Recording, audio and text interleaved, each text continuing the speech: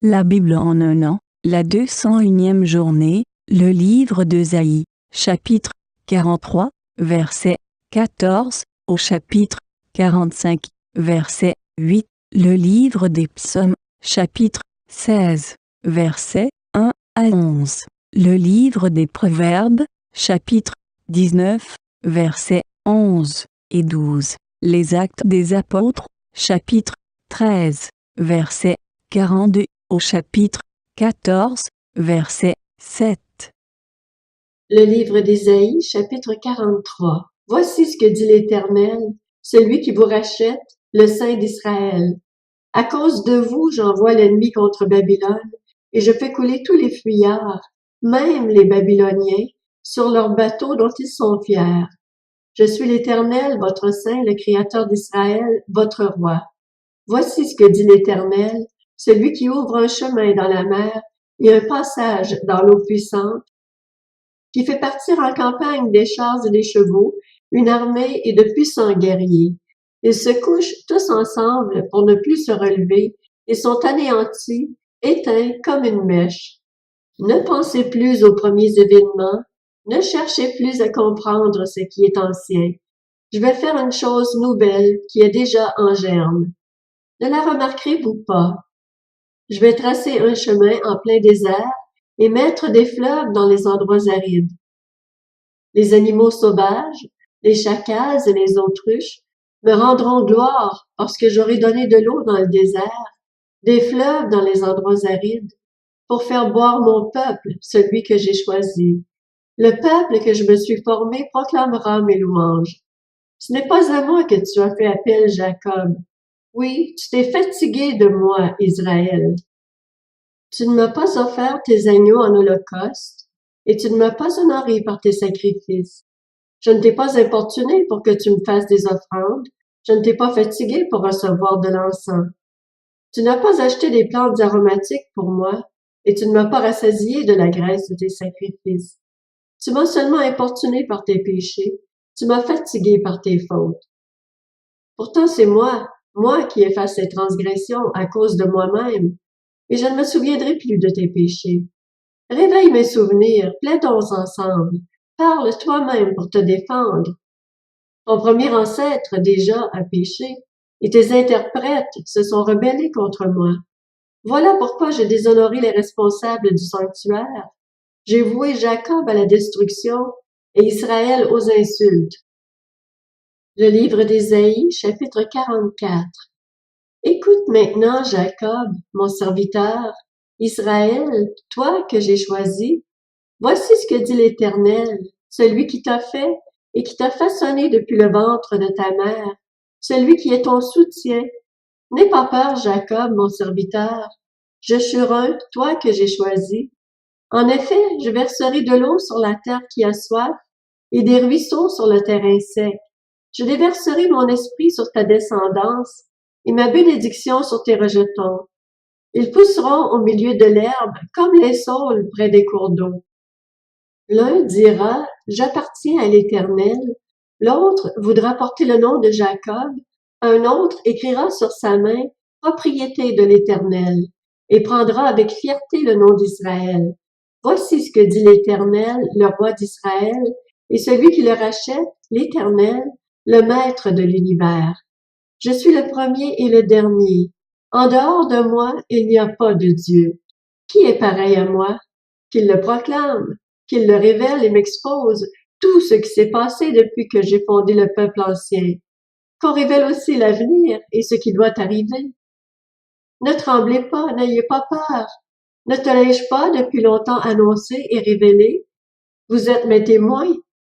Y a-t-il un autre Dieu en dehors de moi? Il n'y a pas d'autre rocher. Je n'en connais pas. Ceux qui fabriquent des sculptures sacrées ne sont tous que vides, et celles qui font leur plus grand plaisir ne servent à rien. Du reste, elles en témoignent elles-mêmes. Elles ne voient rien et ne savent rien, si bien qu'ils seront couverts de honte.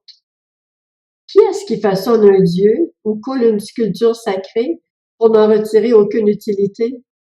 Tous ses associés seront couverts de honte. Les artisans ne sont eux-mêmes que des êtres humains, qu'ils se rassemblent là qu'ils se présentent tous, et tous ensemble, ils seront tremblants et couverts de honte. Pour confectionner une hache, le forgeron travaille avec des braises, et il la façonne à coups de marteau. Il la travaille d'un bras vigoureux. Cependant, il suffit qu'il ait faim, et le voilà sans force. Qu'il n'ait pas bu d'eau, et le voilà épuisé. Le charpentier étire le ruban à mesurer. Il fait un tracé à la craie et travaille le bois au ciseau, tout en faisant des marques au compas. Il le travaille sur le modèle d'un homme, d'un être humain dans toute sa beauté, pour qu'il soit installé dans un temple. Pour cela, il se coupe des cèdres, il se procure des chênes et de grands arbres qu'il choisit bien vigoureux dans la forêt. Il plante des pins que la pluie fait grandir. L'homme utilise ces arbres pour faire du feu. Il en prend une partie pour se chauffer. Il en brûle aussi pour faire cuire son pain. Cependant, il les utilise aussi pour se fabriquer un dieu qu'il adore. Il en fait une statue devant laquelle il se prosterne. Il brûle la moitié de son bois afin de pouvoir manger de la viande, préparer un rôti et se rassasier. Il l'utilise aussi pour se chauffer et dit « Ah, je me chauffe, je vois la flamme. » Et avec le reste, il se fait un dieu, une sculpture sacrée. Il se prosterne devant lui et l'adore. Il lui adresse des prières en s'écriant « Sauve-moi, car c'est toi qui es mon Dieu. » Ils n'ont ni discernement ni intelligence, car on leur a fermé les yeux pour qu'ils ne voient pas, et le cœur pour qu'ils ne fassent pas preuve de bon sens. Il ne se met pas à réfléchir, il n'a ni le discernement ni l'intelligence de se dire « J'ai brûlé une moitié du bois, j'ai cuit du pain sur ses braises, j'ai rôti de la viande pour la manger, et avec le reste, je ferai une horreur. Je me prosternerai devant un morceau de bois. » Il se nourrit de cendres, son cœur s'est laissé tromper et l'égare. Il est incapable de se délivrer lui-même et de dire « N'est-ce pas une fausseté que j'ai dans la main? » Souviens-toi de cela, Jacob. Souviens-t'en, Israël, car tu es mon serviteur. Je t'ai façonné pour que tu sois mon serviteur, Israël. Je ne t'oublierai pas. J'ai effacé tes transgressions comme un nuage, tes péchés comme la brume. Reviens vers moi, car je t'ai racheté. Ciel, réjouis-toi, car l'Éternel a agi. Profondeur de la terre, criez d'allégresse. Montagne, éclatez en cris de joie. Et vous aussi, forêt, avec tous vos arbres. En effet, l'Éternel a racheté Jacob. Il a montré sa splendeur en Israël. Voici ce que dit l'Éternel, celui qui te rachète, celui qui t'a façonné dès le ventre de ta mère. C'est moi, l'Éternel, qui suis l'auteur de tout. Tout seul, j'ai déployé le ciel. Par moi-même, j'ai disposé la terre. Je fais échec au signe des faiseurs de prédictions et je frappe de folie les devins. Je fais reculer les sages et montre la stupidité de leur savoir. Je confirme la parole de mon serviteur et je mets à exécution les décisions annoncées par mes messagers. Je dis à propos de Jérusalem, elle sera habitée, et à propos des villes de Juda, elles seront reconstruites et je relèverai leurs ruines. Je dis aux profondeurs de la mer, asséchez-vous. Je vais faire disparaître vos courants.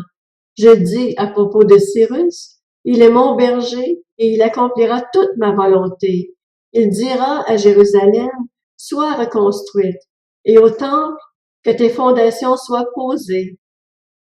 Le livre d'Ésaïe, chapitre 45. Voici ce que dit l'Éternel à celui qu'il a désigné par onction, à Cyrus, celui qu'il tient par la main droite, pour écraser des nations devant lui, et pour désarmer des rois, pour ouvrir des portes devant lui, afin que les entrées des villes ne lui soient plus fermées. Je marcherai moi-même devant toi, j'aplanirai les pentes, je mettrai en pièces les portes en bronze, et je briserai les verrous en fer. Je te donnerai des trésors dissimulés par les ténèbres, des richesses cachées, afin que tu reconnaisses que je suis l'Éternel, celui qui t'appelle par ton nom, le Dieu d'Israël. C'est à cause de mon serviteur Jacob, à cause d'Israël, celui que j'ai choisi, que je t'ai appelé par ton nom. Je t'ai donné un titre alors que tu ne me connaissais pas. C'est moi qui suis l'Éternel, et il n'y en a pas d'autre. À part moi, il n'y a pas de Dieu. Je t'ai équipé pour le combat alors que tu ne me connaissais pas. C'est afin que l'on sache, à l'est comme à l'ouest, qu'en dehors de moi il n'y a que néant. C'est moi qui suis l'Éternel et il n'y en a pas d'autre. Je forme la lumière et je crée les ténèbres. Je donne la paix et je crée le malheur. C'est moi l'Éternel qui suis l'auteur de tout cela. Que le ciel déverse et que les nuages fassent couler la justice. Que la terre s'ouvre afin que le salut y porte du fruit et qu'avec lui la justice y fleurisse. C'est moi l'Éternel qui ai créé cela. Le livre des psaumes, chapitre 16. Hymne de David. Garde-moi, ô Dieu, car je cherche refuge en toi. Je dis à l'Éternel, tu es mon Seigneur, tu es mon bien suprême. Les saints qui sont dans le pays, les hommes pieux, sont l'objet de toute mon affection. On multiplie les idoles, on court après les dieux étrangers, mais moi, je ne verse pas d'offrande de sang en leur honneur. Je ne mets pas leur nom sur mes lèvres. Éternel, c'est toi qui es ma part, et la coupe où je bois. C'est toi qui m'assures mon lot. Un héritage délicieux m'est attribué, une belle possession m'est accordée. Je bénis l'Éternel car il me conseille. Même la nuit, mon cœur m'instruit. J'ai constamment l'Éternel devant moi. Quand il est à ma droite, je ne suis pas ébranlé. C'est pourquoi mon cœur est dans la joie et mon esprit dans l'allégresse.